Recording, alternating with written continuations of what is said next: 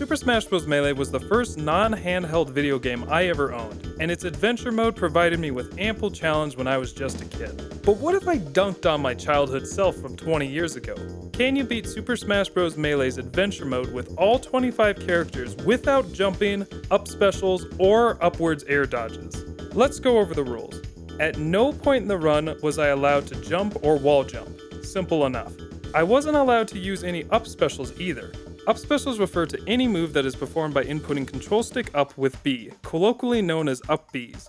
Upward air dodging may be a little bit unfamiliar to casual players, but it just refers to dodging in mid-air while the control stick is pointed up. Neutral air dodges, as well as air dodges down, left, and right, were allowed, just nothing with the control stick going above the midpoint. Note that it may appear that my character is dodging upwards at multiple points in the video, but this was usually the result of a mechanic I'll talk about later. Most of the time, I had the jump button unbound, as well as the upper half of my control stick, though I would sometimes bind the latter to throw items upwards or to use up tilt attacks. At the end of each level, the completion screen lists a number of bonuses. One such bonus is Cement Shoes, which is awarded when the level is completed without jumping. This serves as a semi-accurate check for most of the things I did in the run. If I didn't see that bonus, then I definitely broke a rule. As an extra challenge, I did this on a fresh copy of Melee, meaning that I would have to complete the event matches, the 100-man Melee, and other parts of the game with all the restrictions still in play in order to unlock all the characters. As I did in my Subspace Emissary jump list run, I did this run with save states to make the experience less painful, less time-consuming, and most importantly, more enjoyable.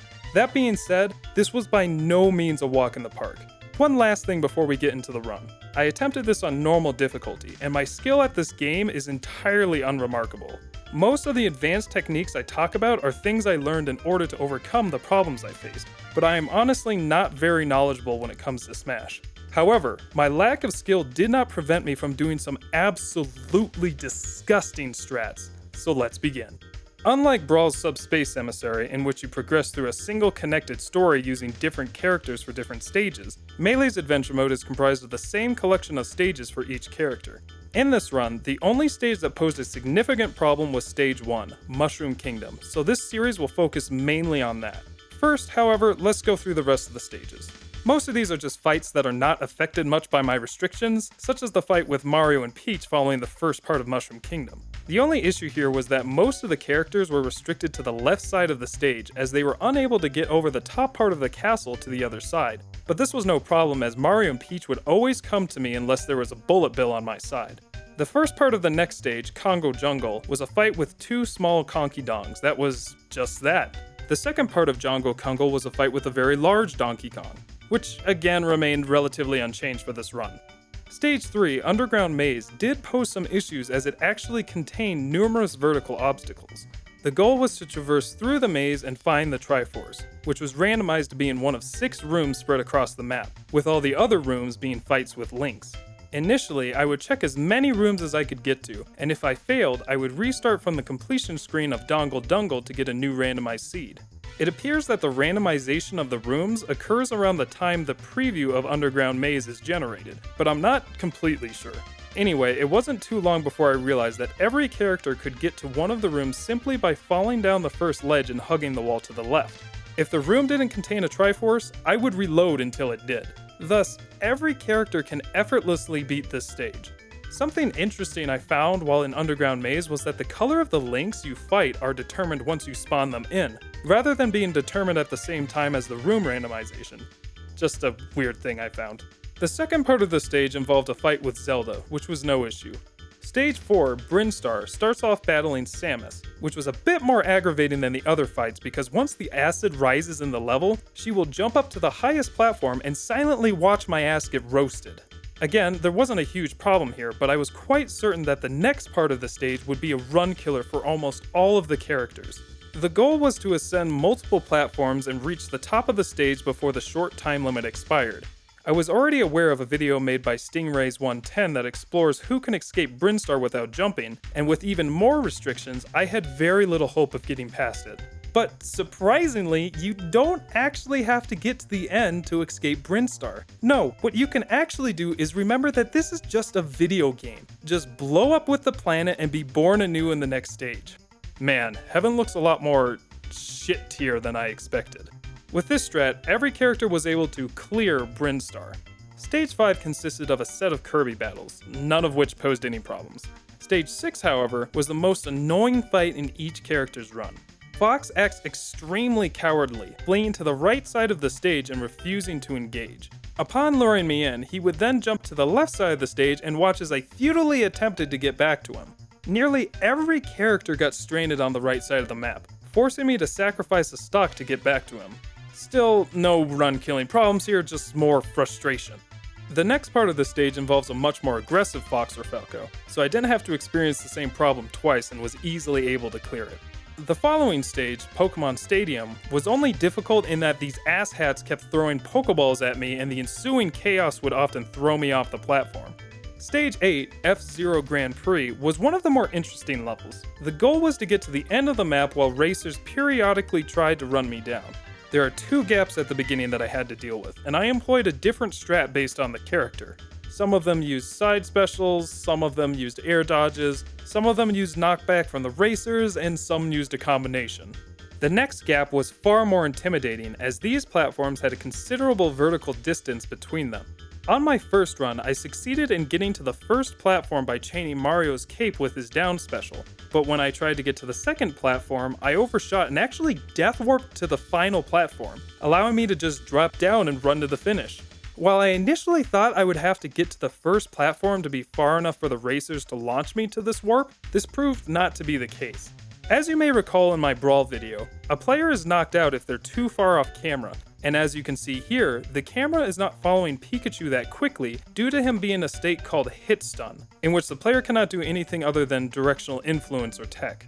However, I later found that I could prevent or at least minimize hit stun by directional influencing the car knockback downward, causing my character to hit the ground first and restore my ability to perform actions. This allowed many characters to chain another move and or a directional air dodge in order to make it to the death warp. Some characters got knocked back far enough to where they didn't even need to chain a move, while a select few didn't even need any knockback at all. While there were a couple times I tried to beat this section without this strat, after having gone through these stages so many times, I just resorted to using the death warp.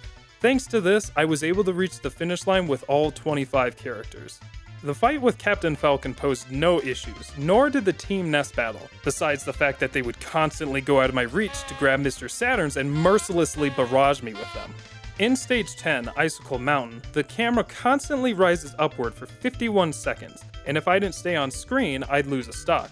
Though I believe it is possible to complete this stage without losing a stock, I was unable to do it. My best attempt was using Yoshi, which I'm pretty proud of, but the stage just got too fast for me. I think it also may be possible by exploiting Samus's bombs, but that's easier said than done, so I'll open the challenge up to you guys. Anyway, while I did try with some characters to survive, I eventually resorted to just walking as far right as possible for a bit of additional height, then just sat back and watched my character lose 3 stocks. Once the ice climbers spawned in, I had to take them out quickly since the stage continued to move, albeit at a slower pace. This strategy occasionally required me to use a continue upon reaching the stage in order to restore the necessary stocks, but otherwise it wasn't that big of a deal. Stage 11 included a fight with the fighting wireframes and a duel with the Metal Mario Brothers. No issues here except limited space to work with. The final stage of Adventure Mode was just a fight with a giant Bowser, which as you would suspect gave me no problems. I was able to complete all of these stages rather effortlessly, and now that we've gone through them, we can talk about the challenging part of this run. The first stage, Mushroom Kingdom. The Mushroom Kingdom stage involves traveling in a linear fashion towards the finish line, along the way encountering enemies and some simple platforming. In this challenge run, there are 13 obstacles that stood in my way, and the ability of each character to overcome them varied wildly. The order in which I chose a character was based on what I thought would roughly be easiest to hardest, and following that logic, I started with Mario, since I believed his down special, Mario Tornado, would clear most of the obstacles easily. Mario Tornado can ascend to a decent height if it's mashed, but not enough height to get over this pillar. My first instinct was to bounce off these Goombas here, but not only was I unable to bounce high enough, I also couldn't ledge grab the pillar. I wasn't deterred, however, as I had ideas from the Brawl run that I thought would be useful here, namely enemy knockback. It immediately became apparent that the knockback here was less useful than in Brawl due to the significant lack of vertical launch height, but after I took enough damage, I was able to try another strat, death warping. If I got launched to the right side of the screen, the game would respawn me just to the left of this platform. Since this strat was accessible to every character, this obstacle no longer posed a threat, though I'd still try to get over it some other way because it took a long time to build up enough damage to get knocked out. Moving on, I was easily able to clear the next two platforms with Mario Tornadoes, but this cliff was too high for that strat. Bouncing off a Goomba and performing a mid-air Mario Tornado didn't work, and becoming a big boy or a small boy didn't provide any clear benefits. I tried death warping again, but the respawn point was not in my favor. Shield popping works similarly as it did in Brawl, in that, while I could get vertical distance, my character did not respond to any input, thus making horizontal movement virtually impossible. After trying all these strats and doing some wacky maneuvers with a Koopa shell, I actually was able to get there by simply bouncing off a Goomba. Whatever, we learned some things on the way. I cleared the pipe with a Mario Tornado and got to the second island using enemy knockback. I wasn't able to get to the next platform using a Mario Tornado, but a bomb happened to land right next to me.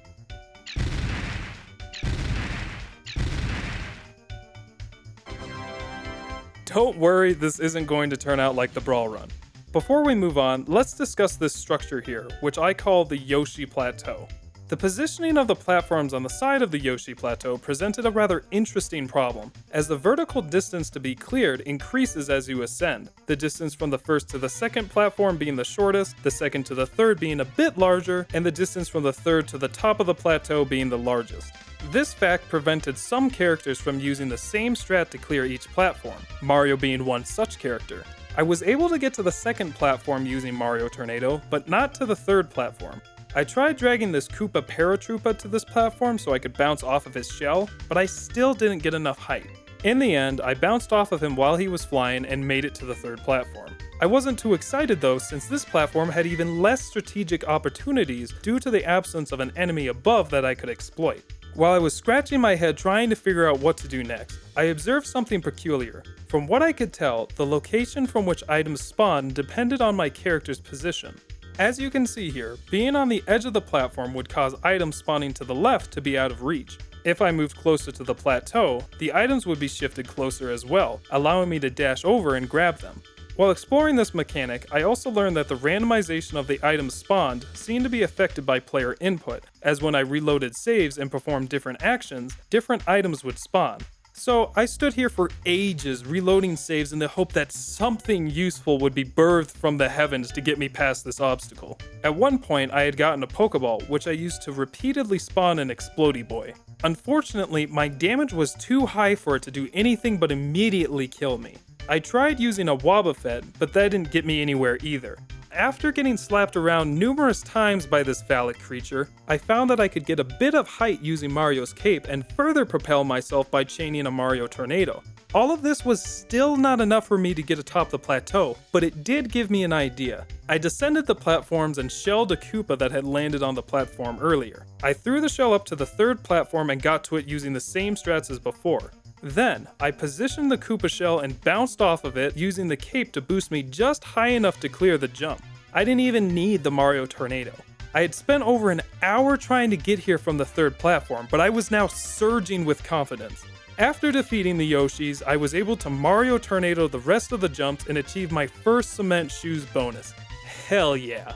As mentioned previously, most of the characters didn't have unique experiences past Mushroom Kingdom, so we're going to go right on to the next character in most cases. After completing Adventure Mode with Mario, I was able to fight and unlock Jigglypuff, but I'm going to use the other Puffball for my next run. Kirby was actually more difficult than I thought he'd be. I had trouble getting over the very first platform, which was about the size of Mr. Shit Tier here. In order to get over this 8-inch platform, I had to turn into a rock. When Kirby untransforms, he gets boosted up a tiny bit.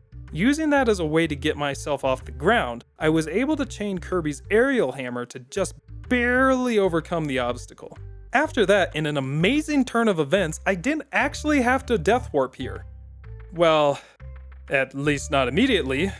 At the next platform, even if I did have enough height, I couldn't do the same trick as before because of the sloped ground. Instead, I got a Koopa shell, nudged it into position, and chained an aerial hammer after bouncing on it. I used this strat for the next platform and the cliff following it.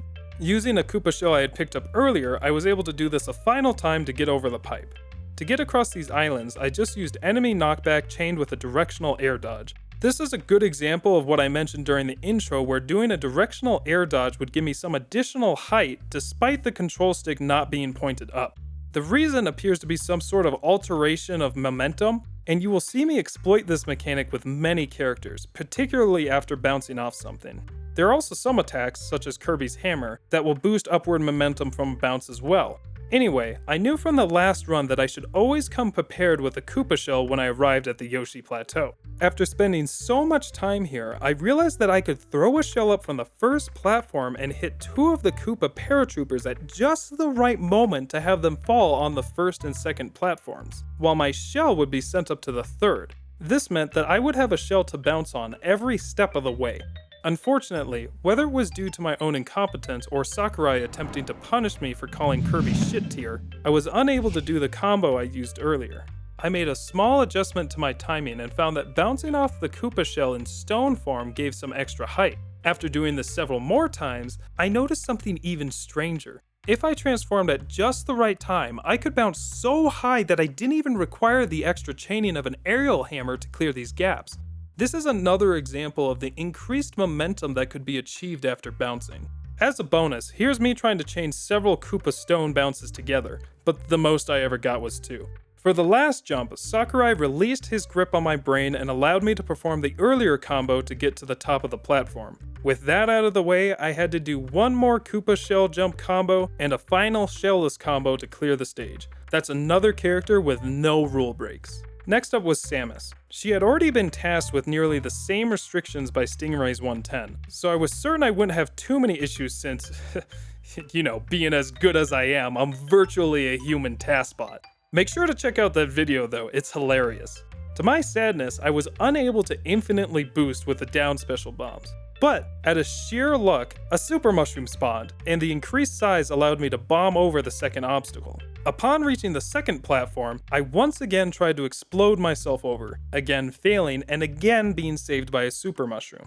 The following platform was actually short enough for me to bounce over, and I was able to overcome the cliff by chaining a bomb with a Koopa shell bounce. I tried bombing myself over this pipe, and again, a super mushroom rescued me.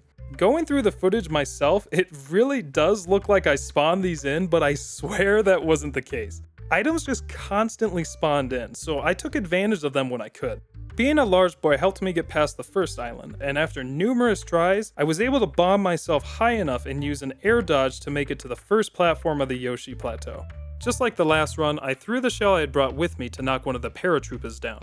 Using my ungodly skill, I was able to perfectly time my bombs and blow myself up to the second platform. From there, I bounced off a Koopa shell to the third platform, but that's where my luck ran out. Bouncing off a Koopa shell here wasn't going to be enough, even if I was lucky enough to do it in midair. Futilely trying to do some sort of miracle bomb chain for roughly 5 minutes, a super mushroom graced me with its hyper-concentrated transient human growth factor yet again, and I was able to make it to the top. However, I wasn't in the clear yet, as all that time spent waiting around for super mushrooms left me with only a single minute on the clock, and I had to work as fast as possible to reach the end. Let me up.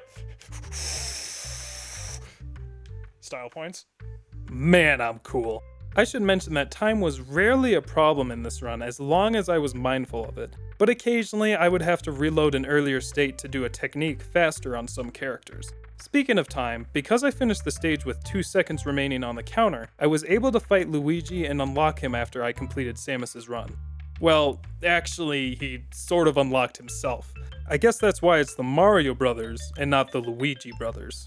Now it's Yoshi's turn. Obviously, his down special, Yoshi Bomb, was going to be very helpful for getting over the small obstacles, but I still had to death warp my way over this first big boy. The next few obstacles could be overcome with Yoshi Bombs, making Yoshi one of the most versatile characters in this run. However, the attack lacks in horizontal movement, forcing me to use enemy knockback to clear the gaps between the islands. Once I had gotten to the first platform, I was able to Yoshi Bomb up to the second, but not to the third. I reset to an earlier save and confirmed that I could bounce off the Koopa shells using Yoshi's side special. With this new skill discovered, I threw shells up to the second and third platforms and bounced off the Koopa shell to make it to the third. Sadly, the same technique wouldn't get me to the top, though it really seemed like it should have.